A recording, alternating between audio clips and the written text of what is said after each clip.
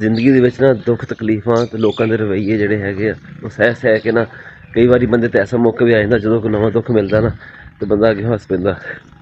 ਜਾਂਦੇ ਪਿਆ ਸੀ ਹੁਣ ਕੁਲਾਂ ਤੇ ਨਾ ਅੱਜ ਕਜ਼ਨ ਮੇਰੇ ਨੇ ਕਰਨੀ ਆ ਸਪੀਚ ਬਿਆਨ, ਕਜ਼ਨ ਮੇਰੇ ਨੇ ਕਰਨਾ, ਸੁਣਾਵਾਂਗੇ ਤੁਹਾਨੂੰ ਵੀ। ਤਾਂ ਰੇਲ ਵਾਲੀ ਚਲਾਉਂਦੇ ਗਰੰਡਰ ਮੈਂ ਚਲਾਵਾ ਚੱਲ ਗਿਆ ਹੋਵੇ। ਮਤਲਬ ਗੱਲ ਦਾ ਜਿਹੜੀ ਮਜ਼ਦੂਰੀ ਅਸੀਂ ਲਈ ਹੈ ਉਹਨਾਂ ਕੋਲੋਂ ਉਹ ਸ਼ਾਦੀ ਵਿੱਚ ਚੱਲ ਜਾਣੀ ਦੁਬਾਰਾ।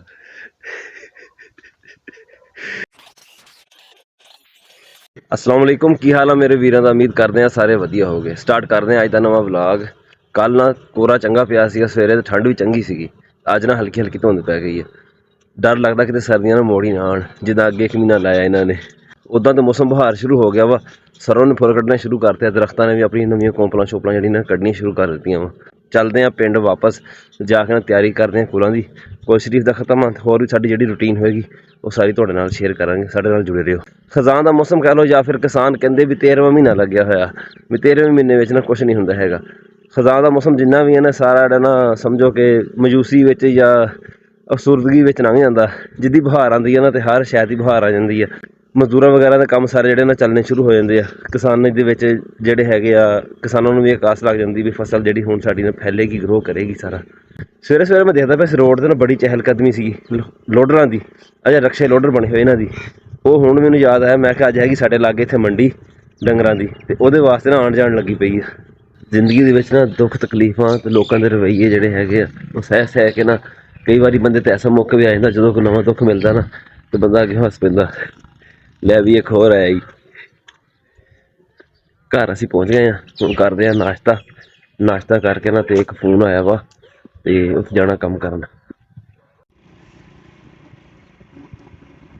आ हुण पता लग्या जो साडे नंबर लवांदा हुंदा किद्दां असीं बह के इंतजार करदे आ। सुना चल हाँ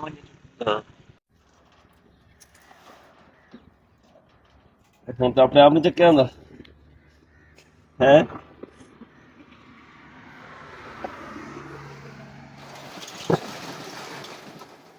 ਭੱਜਿਆ ਨਹੀਂ ਫਿਰਦਾ ਇਹਨੂੰ ਨਾ ਯਾਰ, ਉਹ ਦੇ ਲਾ ਤੇਲ ਜਾਂ ਗਰੀਸ ਲਿਆ ਨਾ ਦੇ ਦੀ ਹੈ। ਹਾਂ ਉਸ ਫਿਟਕਿਆਂ ਦੇ ਵਿੱਚ ਦੇਣੀ ਹੋਈ ਇੱਥੇ ਸਪਰਿੰਗਾਂ ਦੇ ਵਿੱਚ ਹੈ। ਨਟ ਨਹੀਂ ਚਾੜਦੇ ਚੱਲ ਠੀਕ ਆ ਫਿਰ ਉਹਨਾਂ ਨੂੰ ਲਾਵਾਂਗੇ ਗਰੀਸ। ਰਾਜੇ ਦੀ ਦੁਕਾਨ ਦਾ ਨਾ ਸ਼ਟਰ ਖਰਾਬ ਹੋਇਆ ਸੀਗਾ ਤੇ ਸਵੇਰ ਦਾ ਮੈਨੂੰ ਫੋਨ ਕਰਦਾ ਕਹਿੰਦਾ ਆ ਜਾ ਯਾਰ। ਮੈਂ ਕਿਹਾ ਮੈਂ ਨਾਸ਼ਤਾ ਕਰਕੇ ਨਾ ਫਿਰ ਆਉਂਦਾ ਤੇ ਤਾਂ ਮੈਂ ਉਹਨੂੰ ਕਿਹਾ, ਮੈਂ ਕਿਹਾ ਹੁਣ ਅੱਜ ਇੰਤਜ਼ਾਰ ਕਰਨਾ ਪੈਂਦਾ, ਮੈਂ ਪਤਾ ਲੱਗਦਾ ਪਿਆ। ਮੈਂ ਕਿਹਾ ਜਦੋਂ ਸਾਨੂੰ ਇੱਥੇ ਬਿਠਾਈ ਰੱਖਦਾ ਵੀ ਲਾਈਨ ਲੱਗੀ ਹੋਈ ਜੀ ਬੰਦਿਆਂ ਦੀ, ਉਸ ਤੋਂ ਫਲਾਣੇ ਤੋਂ ਬਾਅਦ ਤੇਰਾ ਨੰਬਰ ਆਏਗਾ, ਫਲਾਣੇ ਤੋਂ ਬਾਅਦ ਤੇਰਾ ਨੰਬਰ ਆਏਗਾ। ਜਾਂਦੇ ਪਿਆ ਸੀ ਹੁਣ ਕੁਲਾਂ ਤੇ ਨਾ ਅੱਜ ਕਜ਼ਨ ਮੇਰੇ ਨੇ ਕਰਨੀ ਆ ਸਪੀਚ ਬਿਆਨ, ਕਜ਼ਨ ਮੇਰੇ ਨੇ ਕਰਨਾ, ਸੁਣਾਵਾਂਗੇ ਤੁਹਾਨੂੰ ਵੀ।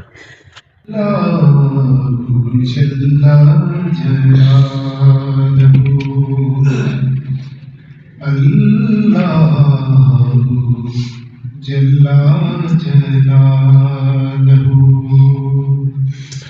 तेरी शान अम्मा नवालहू अल्लाह जल्ला जलालहू। तेरे नाम पर है मेरे खुदा मेरा दिल फिदा, मेरी जान फिदा, मेरी रूह की है यही ज़ात। नहमदुहु व नुसल्लिमु अला रसूलिल करीम, अम्मा बअद, अऊज़ु बिल्लाहि मिनश शैतानिर रजीम, बिस्मिल्लाहिर रहमानिर रहीम। अल्लज़ी खलक़ल मौत वल हयाता लियब्लुवकुम अय्युकुम अहसनु अमला वहुवल अज़ीज़ुल गफ़ूर। सदक़ल्लाहुल अज़ीम व सदक़ रसूलुहुन नबियुल करीम।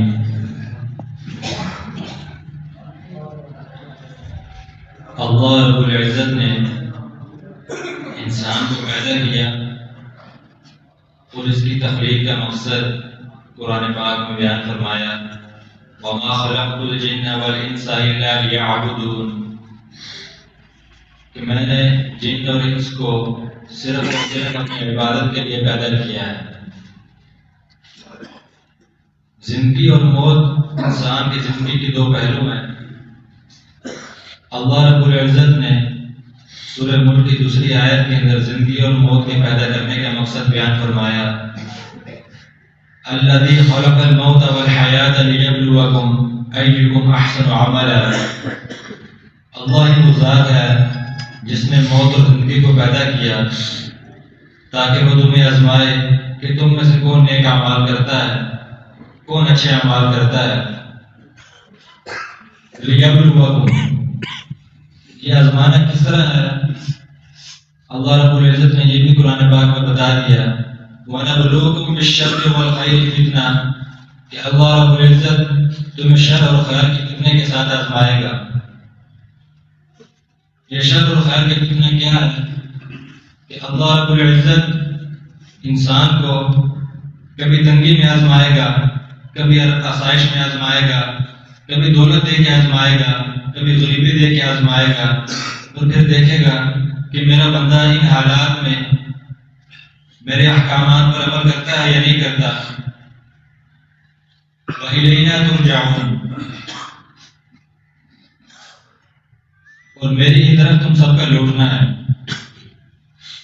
अल्लाह रब्बुल इज्जत कुरान पाक में इरशाद फरमाते हैं, कुल्लु नफ्सिन ज़ाइक़तुल मौत सुम्मा इलैना तुरजाऊन, कि हर जीवों ने मौत का जायका चखना है, तो फिर तुम सबने मेरी ही तरफ लौटना है।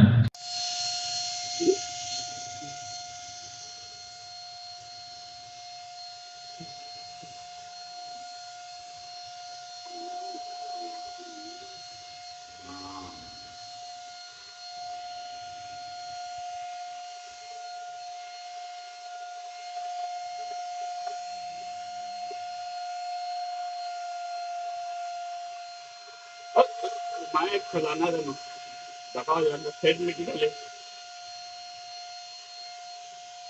थल्ले दो थल्ले बस अपना आधा घंटा लगना और बस इतना मोटा मोटा हम हो गया ना। गंद निकल गया, हुण सफाई है हाँ। बस। हल्का फुल्का जिथे धंधा नजर आना वही मारनी।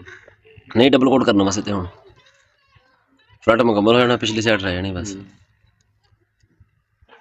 पढ़ी यही तो मेरा है पढ़ी यही करना मैंने पूछ के तो फिर साहब इन थोड़ा ना ड्रिल मशीन च फड़ना इधरों इधर घुमाना है ड्रिल मशीन दे विच। बड़ी आ बात कोई नहीं ओरिजिनल आ, जर्मनी का ग्राइंडर आ।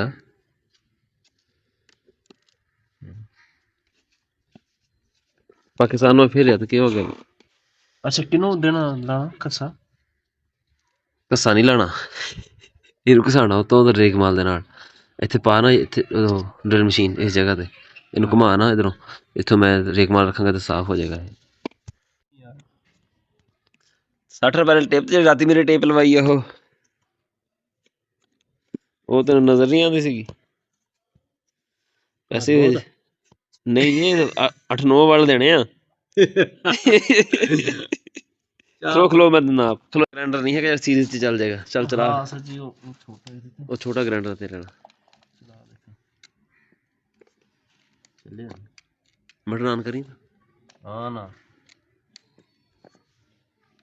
वो तो बल्ब आ जाना जा यार अच्छा अच्छा बिजली नहीं जाती ओ भाई अंदर चेक कर दोबारा तार क्यों लांदे पे आए तार रेल वाली चल चला दे ग्राइंडर में चला चल गया ਓਏ अच्छा ਅੱਗੇ ਨਹੀਂ ਚੱਲਦਾ ਹੈ ਨਾ ਜਦੋਂ ਅੱਗੇ ਇੱਕ ਵਾਰ ਚਲਾਇਆ ਸੀਗਾ खोल से लाऊं ਲਾ हाथ खोल ठीक है साथ मजे ना ले चिंगारियां देख किधर चिंगारियां चिंगारी से नजर आनी है थल्लों इथों हाँ चाचा गुलजान इंजे आला कीता कर इंजे ना कीता कर और घर पे 10 मैं 10 दे समा कहे पता ही है हाँ इतना तो जुर्माना आवे सी तो मैं तो जुर्माना सी।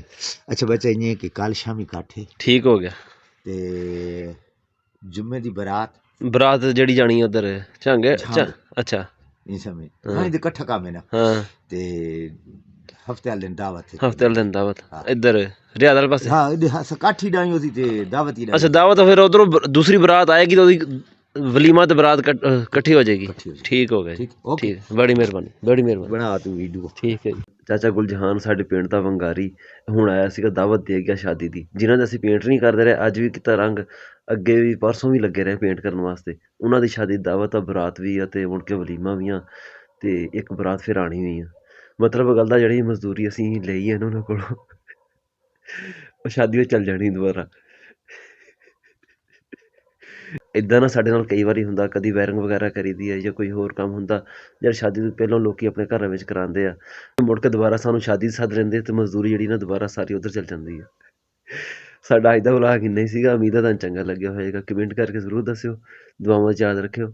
ਅੱਲਾ ਹਾਫਿਜ਼।